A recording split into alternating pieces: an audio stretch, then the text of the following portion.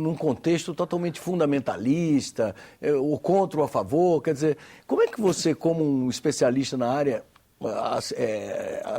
interpreta esse momento da campanha brasileira? Eu vejo com muita tristeza isso, porque você colocou muito bem, a forma como isso veio à tona veio muito fundamentalista, com uma visão religiosa. A religiosidade é um dos enfoques dessa questão. Essa questão é muito plural. Ela é antropológica, ela é religiosa, ela é biomédica, ela é sanitária, ela é social, ela é política, ela é jurídica, né? Então, na medida em que o país não discute essas coisas com clareza, né? O que acontece? As pessoas mais vulneráveis é que vão ficar prejudicadas. E como a discussão não avança, não há informação, ela surge nos momentos mais delicados e da forma mais equivocada, como é essa discussão sobre o aborto, então, nesse momento. Se nós tivéssemos um Conselho Nacional de Bioética, esses temas estavam sendo discutidos nesse Conselho, estavam sendo levados para as escolas. Fora do contexto eleitoral. Exatamente. Quer dizer, então o país, na Itália, o problema, a lei do aborto foi aprovada na Itália em 79, e a votação foi muito apertada no Congresso italiano, né? Aí o Partido Democrata Cristão, na época, exigiu um plebiscito.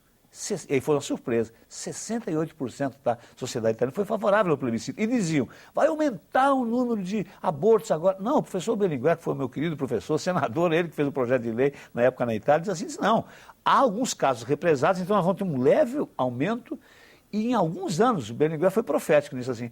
Esse caso, a partir do momento que a sociedade sabe o que é o aborto, sabe prevenir essas questões, ele vai se tornar uma prática residual na Itália. Na Itália, hoje, o aborto é permitido em qualquer posto de saúde até 3 meses, né? E praticamente está diminuindo ano a ano. Por quê? Porque houve informação. Então, veja que nós, sob o ponto de vista de moralidade, estamos muito atrasados nessas discussões. Eu costumo dizer que o Brasil é um país que, avançado em algumas coisas, por exemplo, na sexualidade. O brasileiro expõe o seu corpo com muita facilidade, mas é um país careta sob o ponto de vista de moralidade. Essa discussão do aborto, por exemplo, mostra. O aborto é uma situação residual, é uma herança hispano-portuguesa, ibérica, nessa América Latina conservadora. Mas a própria Espanha e Portugal já suplantaram isso há muito tempo. Portugal também? Já fez plebiscito, deu 59% a favor, e o presidente Cavaco e Silva, conservador, disse assim, não, deu 59%, não deu 2/3, que a Constituição portuguesa exigia, e instalou o aborto, que funciona em Portugal já há uns 5, 6 anos, né? Então, a América Latina, no Chile, a legislação do aborto é tão rigorosa que proíbe o aborto, inclusive em caso de perigo de vida para a mãe. A mulher morre e, por lei, não pode fazer o aborto. Então, você vê que são coisas onde a religiosidade e outros fatores conservadores atrapalham o desenvolvimento do mundo, da própria moralidade. Então, um Conselho Nacional de Bioética tem, fundamentalmente, além de encaminhar projetos do Executivo para o Legislativo, pelo viés do Presidente da República, que é a autoridade máxima da nação, esse papel educativo de abrir essas discussões. O que é clonagem? O que é célula-tronco? O que é aborto? O que é eutanásia? Transgênicos, etc. Né? E no âmbito regional, do Mercosul, por exemplo, como estamos? O Brasil, Argentina, Uruguai, Paraguai, essa nossa vizinhança aqui, fora o Chile, que você já se referiu. Veja, eu vou pegar um ponto do começo da nossa entrevista, né? Eu comecei dizendo que a bioética, então, ela começou muito biomédica e biotecnológica. E aqui na América Latina nós começamos a discutir fortemente que ela tinha que avançar além da questão biomédica para as questões sociais, para as questões sanitárias e ambientais. Sociais. Pobreza, fome, discriminação, né, estigmatização, essas questões fazem parte da ética da vida humana, né? A questão sanitária, acesso à saúde, direito a medicamentos caros, é um direito humano o medicamento.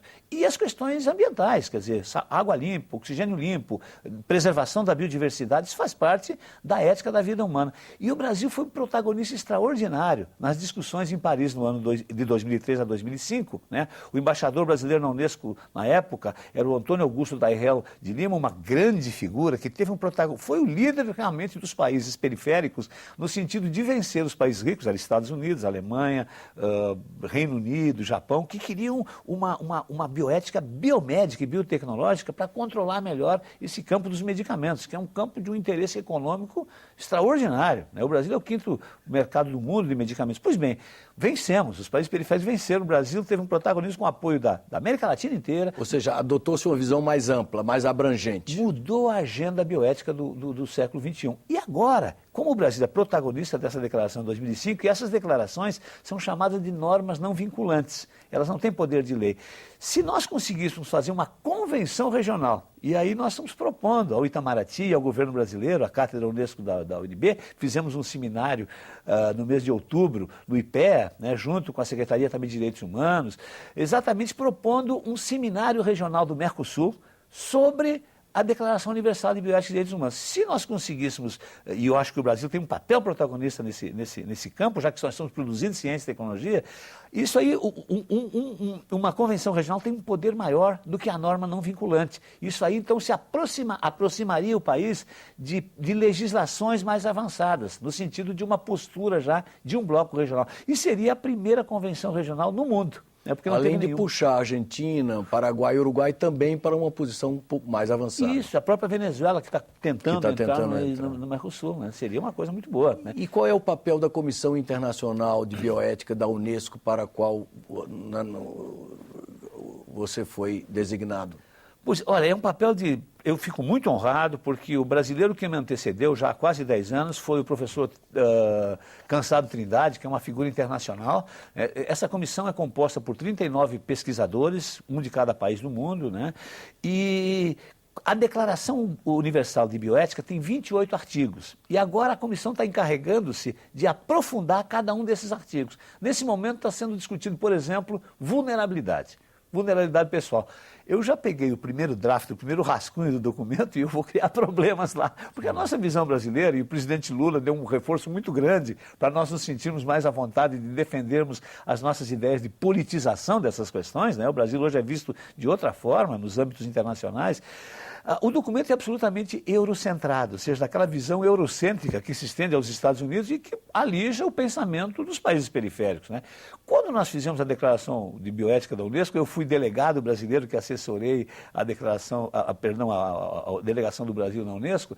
O espírito da declaração é que ela fosse uma declaração realmente que protegesse a espécie humana, a humanidade, né? E não, o espírito hoje desse capítulo da vulnerabilidade é um espírito biomédico, clínico, né, e biotecnológico. E não é isso. Nós queremos que seja colocado o espírito desse capítulo a questão social.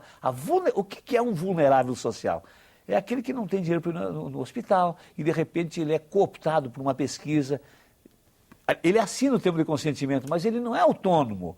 Ele é fragilizado socialmente, né? Intelectualmente, de forma na escolaridade. Então, eu fico muito honrado de estar nessa comissão, porque vou poder levar essas ideias brasileiras, latino-americanas, né? Periféricas. Nós estamos chamando isso de colonialidade. Foi-se o colonialismo, e no tempo do colonialismo tinha um estado referencial. A colonialidade é pior, porque ela é dissolvida, né? E o que é a colonialidade? Essa passividade diante do que vem de fora, essa importação acrítica. E nós não somos contra a produção científica, intelectual ou cultural dos países centrais. Nós somos a favor da filtragem muito rigorosa dessas questões, porque nós estamos cansados de que pensem os nossos problemas com os cérebros deles e que olhem os nossos problemas com os olhos deles. Então a bioética, uma bioética crítica, construtiva latino-americana e brasileira, ela quer olhar os nossos problemas com a nossa visão e pensar nas nossas questões com os nossos cérebros. E o meu papel nesse Conselho Internacional não vai ser fácil, né? Vai ser exatamente levar essa visão periférica que hoje passa a ser maior. Quer dizer, acabou-se o G8, é G20, é BRIC, então o presidente Lula nos deu uma abertura muito grande internacional para nós termos mais coragem e mais respaldo para podermos defender essas ideias periféricas nos fóruns internacionais. Muito obrigado pela entrevista e parabéns pelo novo desafio. Eu que agradeço. Nós acabamos de assistir uma entrevista com o professor Volney Garrafa, professor titular da Cátedra de Bioética da Universidade de Brasília. E o tema da nossa conversa foi exatamente os fundamentos da bioética. Os telespectadores que quiserem encaminhar sugestões, comentários ou críticas, podem fazê-lo acessando o nosso portal www.senado.gov.br/TV. Até um próximo Cidadania.